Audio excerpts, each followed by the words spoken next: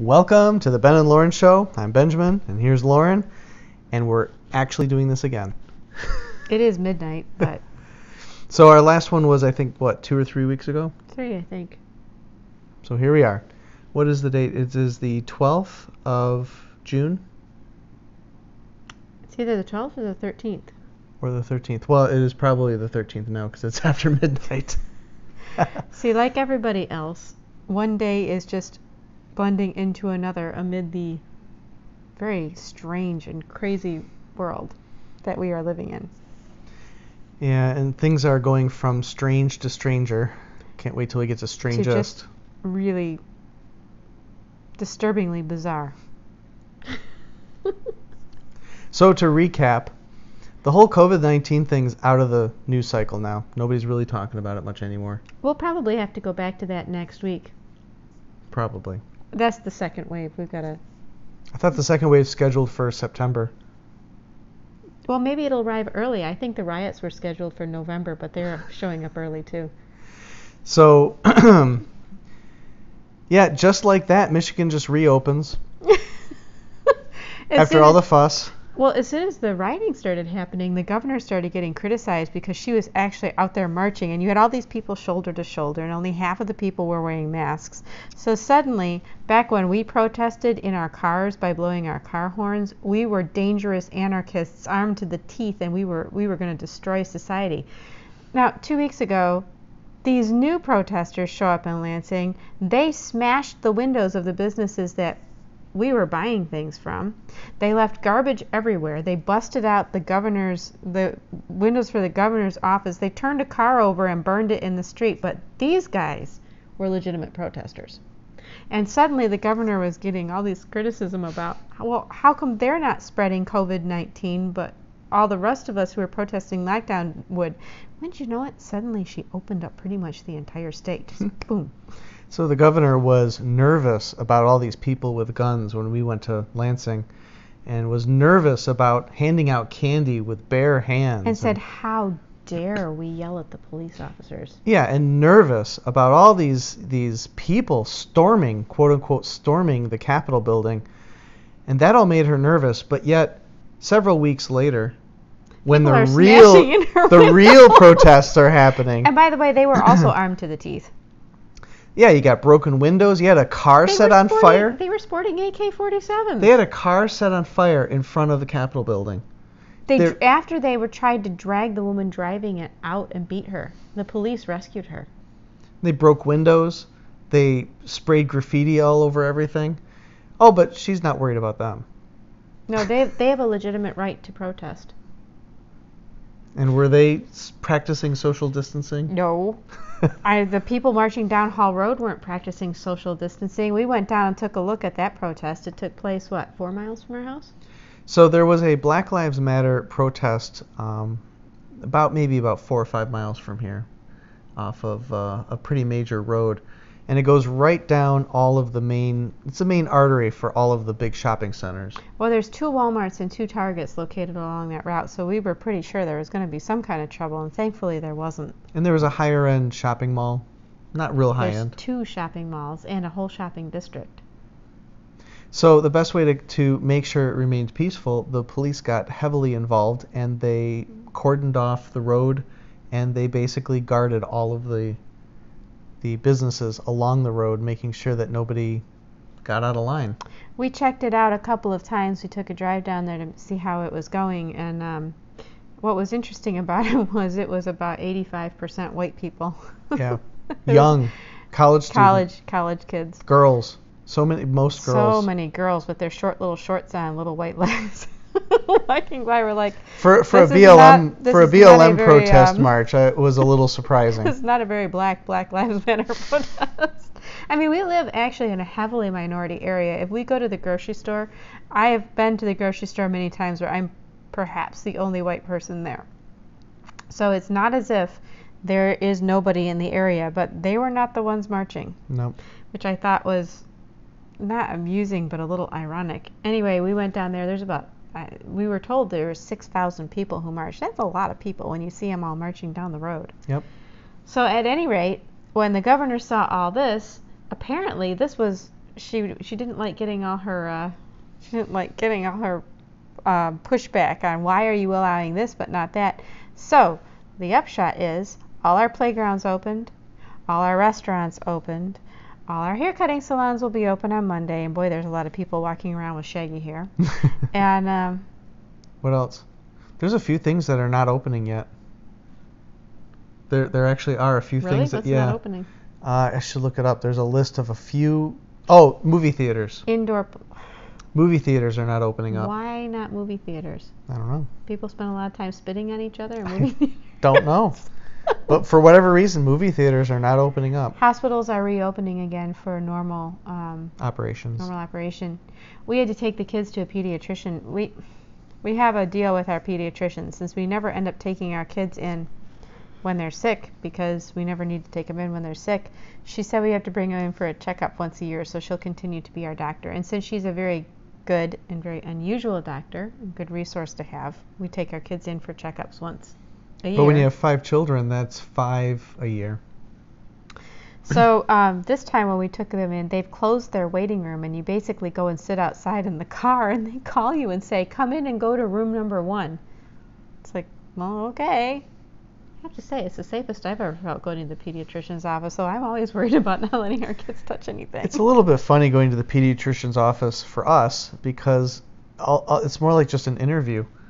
They just ask a lot of questions. They will weigh and measure the children, and that's about it. She tells us our kids are growing about 1.5 times the normal rate.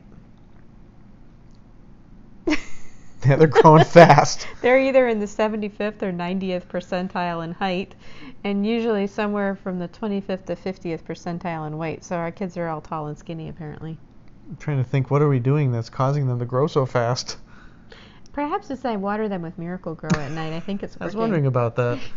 What's up with the Miracle-Gro? I don't know. It works on plants. So, yeah, it's a little bit of an unusual experience because there's no illnesses to contend with, no issues to really contend with at all. And there's a lot of questions of, do they take these vitamins? Yes. Are they doing that? Yes. Are they doing that? No. Doing this? It's just an interview. Do you have fire alarms in your house? Yeah. You know, she's never asked us if we have firearms in our house. Some doctors will. That's why we go to her. And if you don't answer it, they get really huffy. Well, that's why we go to her. But anyway, it was an interesting experience going to the pediatrician's office because they have definitely decided to do things a different way. Because we went right at the beginning of this whole lockdown thing and nothing had changed, but they have now. So, what else have we been doing this week, or the last couple weeks? Working on our garden. Garden's coming together. Garden's doing well. Except for the stupid squirrels keep digging up my seedlings and killing them. We've got this special spray called Squirrel Stop, and I don't know, the squirrels don't like the smell of it, so you just spray down the area you want to keep them away from. Except if it rains, it washes it away. So you have to immediately put it back down again. And if it rains during the night, in the morning, I'll find more of my seedlings dug up. Now, I've managed to save a few that they've dug up, but they've killed a couple of them. They killed 2 or 3 of our tomato plants. I actually had to go buy more. But I was afraid when I started those that I wouldn't be able to buy tomato plants this year, and that's actually not a problem. How about those lychee tomatoes? I had 3. One of them is still surviving. And 2 are gone? 2 have been killed. Oh, boy. I don't know if we're going to get them to... For some reason, that's one of the ones that keeps... I've got a guard over it. I've got a big pot over our one seedling to protect it. Mm-hmm. We got our herb garden put in. We've got our cucumbers. We have a couple volunteer cucumbers coming up. Yeah, last year's cucumbers, we got a few. That's neat. And we've got our tomatoes are growing, or starting to go up. And what else do we have? Popcorn. Oh, that's right. We put together the popcorn right outside my office window. So I'm going to watch that popcorn grow up. I think I'm going to add some compost to it this week. It didn't have a whole lot, and I'd like to add some more. And our blueberries are actually flowering. The blueberries are tiny, but they're covered in berries. Our raspberry patch is dying, though. Yeah, we're losing our raspberries. Something is wrong. I'm not sure, but I think what may happen is that the raspberries are sending shoots underneath our fence, and our neighbor is getting her lawn treated with weed killer, And raspberries grow through a root system, so I think what may be happening is the weed killer is getting into the root system and it's killing off the raspberry canes on the other side of the fence. Because what will happen is they will leaf out just doing fine, and then all of a sudden, out of nowhere, a whole bunch of the canes will just shrivel up, just turn brown. But it looks like what happens when you get weed killer on them. Glyphosate. Mm-hmm. Great. That's exactly Roundup. what it is. The stuff that you don't want to be eaten. Right.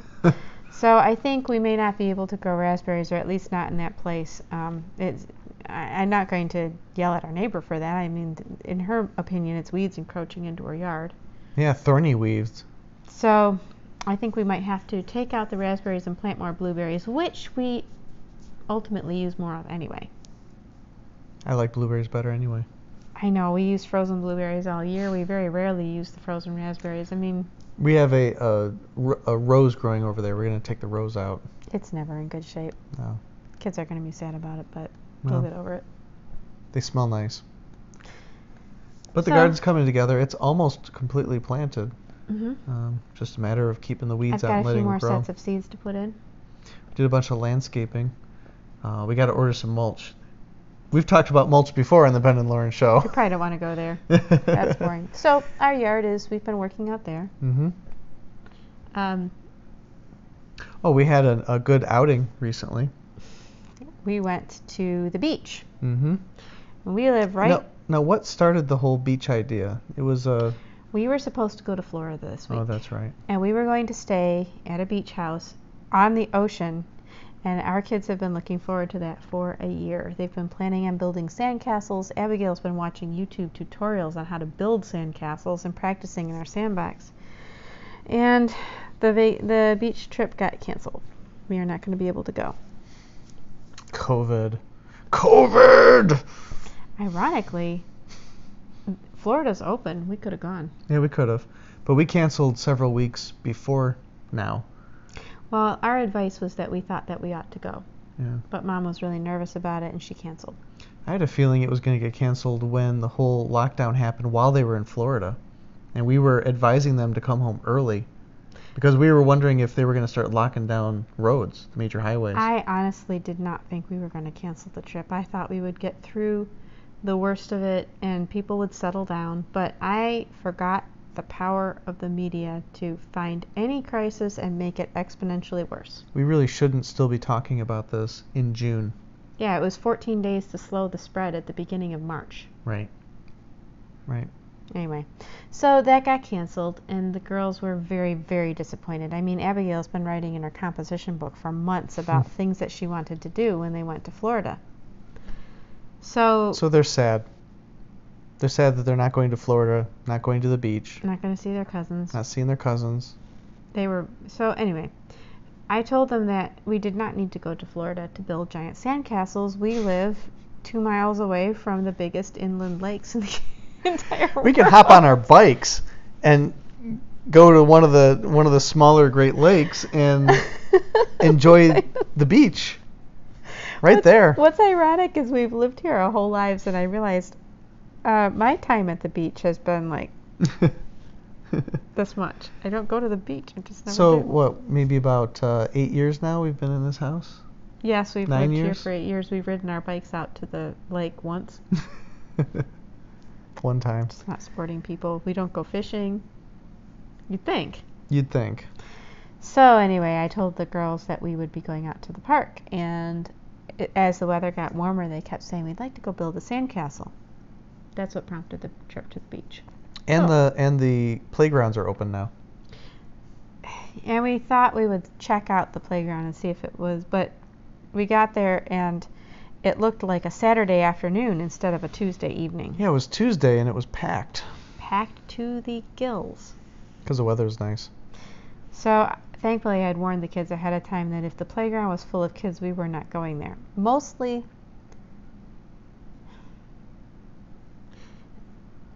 the kind of people who go to the park around here are not into controlling their children. Yeah, there's a lot of aggressiveness going on in the... Extreme aggressiveness, especially to little girls. I remember one time going Little to... curly-haired white girls. I remember one time Did not going to a do well. park, and I remember seeing, it was Abigail.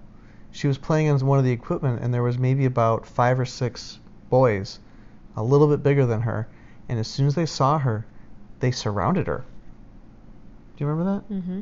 And they stood around, and they were just like looking at her, like, you look different. And I think they were trying to test to see, how they can play with her, or how they could, she got out of that situation. She left. She left. She said, I'm not gonna mess around here.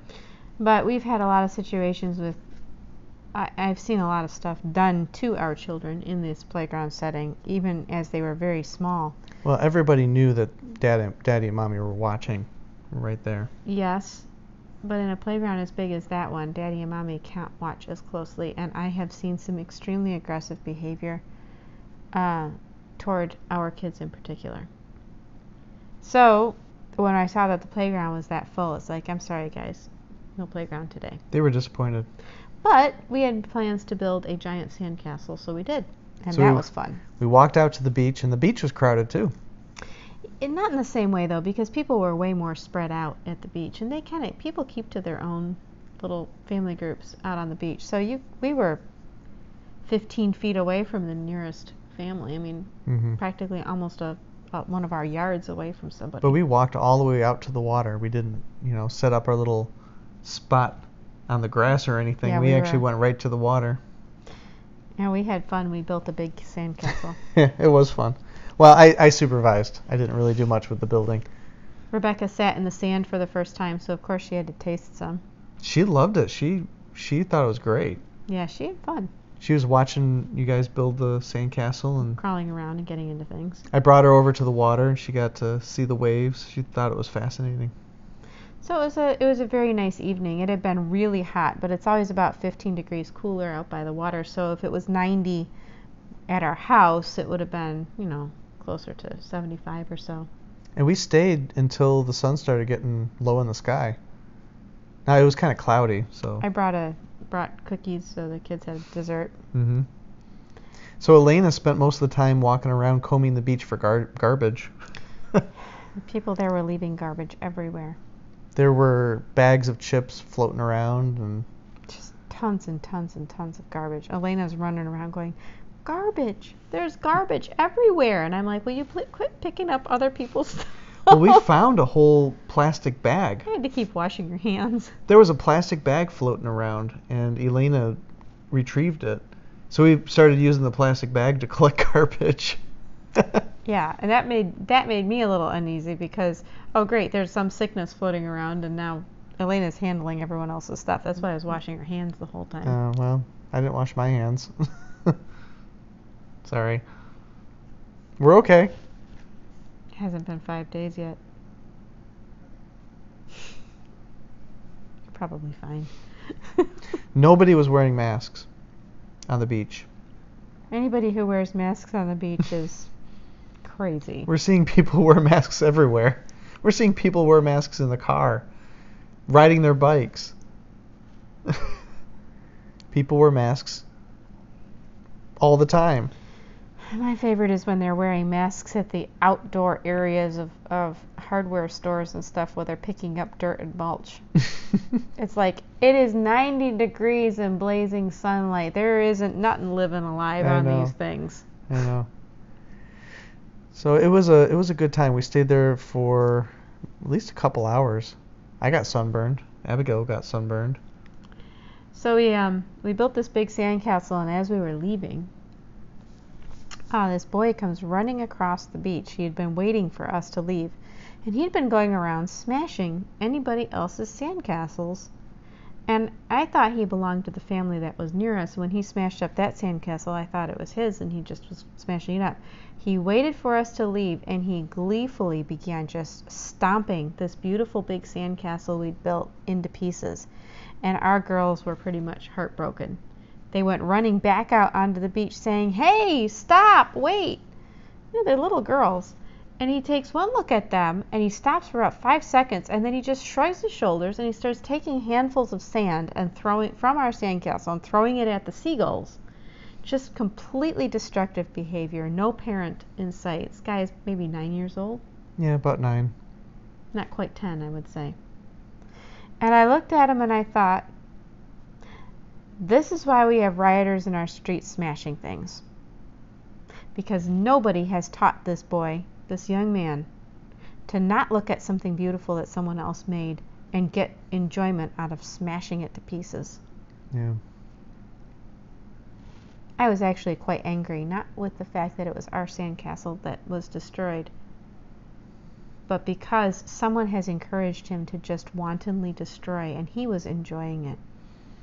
I was wondering what his mother or father would have said if they were present. Nothing. That's why he does that. We don't know that. I mean, on one hand... First of all, why weren't his mother and father present? On one hand, if his parents were there, they probably would have stopped him. I would assume the best. I would assume that they would have said, hey, that's not yours. I would think that they would just have thought that nobody's there, so who cares? Or they would say, well, they left it, so go ahead. They didn't wreck it, so go have fun wrecking it. Or they might say that, they comb the beach every morning, so it's just going to get combed over anyway, so what's the big deal? Or they might have said, that's not yours, you shouldn't destroy that. Well, perhaps it is good to assume the best, but given the behavior that he was exhibiting, I highly doubt that they would have interfered in any way. The fact that he was running around like that with no parent in sight tells you all you need to know. Yeah. They were not supervising their son. They did not care what he was up to. And most of the people there most of the kids there were supervised by their parents or somebody. Well, this little destructive maniac is going to grow up to be the kind of guy who smashes people's cars when they're driving by for no apparent reason. I hope not. I hope that gets... It was gets... a very sad and angering thing to see a man made in God's image acting like that. Well, I hope something happens that prevents that. People do dumb stuff when they're kids, and they do get older. But that was a very disturbing thing to see. Well, maybe someday he's going to look over and he's going to remember that time he saw 3 young little girls saying, hey, we built that. What are you doing? And yeah, at the time he shrugged his shoulders and did whatever. But maybe he'll think back to that someday. Maybe. They were pretty distressed. That would be distressing. To see 3 people hurt by what you did. Even if you thought it was innocent. It's like, maybe I shouldn't have done that. Well, I'll stop. I'll just start going after these seagulls. Well, whatever the case, they did really enjoy going out. Now they've been asking me every day since when we're going to go back. When we got back, Lauren and I watched some of the YouTube videos that Abigail had watched, and it was very interesting. In Florida, they have different sand than we have. Because, just the way they were able to sculpt with this sand was amazing. And it's a lot softer and finer. And the tools that they used were brilliant. Ours is pretty rocky. Yeah. There's a lot of little stones and rocks in the sand. But it was fun. I thought it turned out pretty good at the sandcastle. It was a nice evening. We got Susanna a new bike this week. That was a big deal. Susanna was just delighted. Her old bike got hit by a car at some point. She left it out overnight, and we found it the next day. Somebody had hit it. I'm not really sure how or who, but it was all bent up. The tire is all wobbly. We haven't really been able to repair it properly, and the chain started falling off eventually. We tried to get a new wheel, remember? Mm-hmm, but the it wheel cost as much as the bike. Yeah, it's the same price as the bike. So I kept trying to go to the store to get her a bike, but apparently the whole world is buying kids' bikes right now. And Walmart, as soon as they get a shipment of bikes in, I think maybe their employees are buying them because they don't ever hit the showroom floor. Now you saw they had some in stock according to their website. But if you go there was nothing. And you got in the car and drove right to that Walmart, and it was cleaned out. And the employee tells me, we haven't had bikes for weeks. And I'm like, your website said you had 3 in stock. Oh, no, sorry, we don't have anything. That's when you bring the iPad and point to it and say, it says you have stuff in stock. So I finally ordered one delivered to our house. And it came, and we put it together, and Susanna was very excited. She was. So our kids have been riding bikes all week. And Abigail has tassels. Yeah, the streamers that Little went on streamers. Abigail and Susanna now have identical bikes, but the streamers are on Abigail, so they can tell the difference. And they ride so fast. Yeah, they just zoom right by. They go really fast, back and forth. And Elena has learned how to ride a training wheel bike, so she's right along behind them. Daniel's riding a bike now. Daniel learned how to ride a tricycle. So we had a lot of bike riding got learned this last 2 weeks or so. Mm-hmm. Daniel kept sneaking out of the house, getting on his tricycle and riding off down the street. So he ended up seriously tomato staked all week. Could not go outside. He did ride the tricycle a little bit today. Had to stay next to Mama and Daddy all week. He kept sneaking out. You know, that would explain why he kept looking at me kind of sheepishly when he was riding his bike today. Making sure that it was okay for him to do. He was making sure it was okay. It was fine, as long as we're out there. Yeah, he was fine. Rebecca learned how to crawl this week. And she likes crawling. And then she promptly learned how to stand up in her crib. So now she stands up in the middle of the night and she goes, ah, ah, ah, until I wake up. And that girl growls. I don't know what's up with that. she growls. And then she laughs because she thinks it's funny. So her little nose... and she sticks her tongue out. She stuck that little nose of hers into every corner of our house this week. I was pulling her out from under tables, and she's messing around with birdseed under the bird cage, and she got stuck over in the corner by the couch. She got very dirty. Found out all the spots that need to be cleaned. Oh, yeah, the front of her shirt gets all dirty. Yeah, she's 7.5 months old. She has no teeth yet, but she now crawls very fast. And she eats. And she likes to eat. She likes to eat solid food already. I normally don't feed our kids food until they get teeth, but I've kind of broken the tradition with her because, first of all, she kept eating things off the floor. Well, and her teeth are coming in late. Then they're coming in a little late, and she was eating all kinds of stuff off the floor, and I thought it perhaps was better for her to eat real food instead of stuff off the floor? Petrified food off the floor. So these are all things that have been going on the last few weeks. Yep.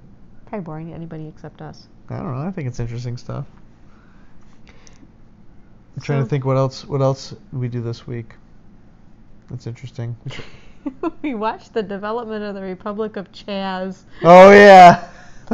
Chaz. Like, have these people never watched Les Miserables? Do they not know how the barricade story ends? CHAZ, Capitol Hill Autonomous Zone. They're like, send tofu. We don't have enough vegan. They go in there and they say, we're going to create this utopia with no borders and diverse people. No police. No guns, no police. The next thing you know, they build a wall and they're patrolling with AK-47s while they shake down shop owners and beg for meatless food to be sent so they can all eat. That's just, universal basic income will just miraculously appear in their bank accounts. They tried planting a garden and they just stuck the plants in the sod. They don't have any clue how to garden.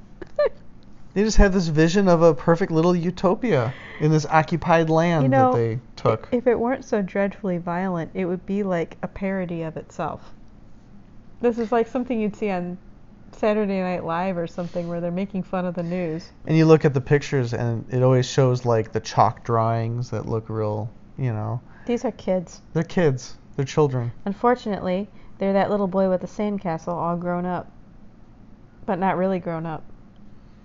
They're extorting money at the gates. If you want to get in, you have to pay money. You have to bribe them. You have to show them. And what's interesting is they're taking Bitcoin. You can bribe them with Bitcoin. Well, of course you can, because they're millennials. I guess technically I'm a millennial. Would you accept Bitcoin? Sure. I would. What if it goes to 20 grand? Who knows?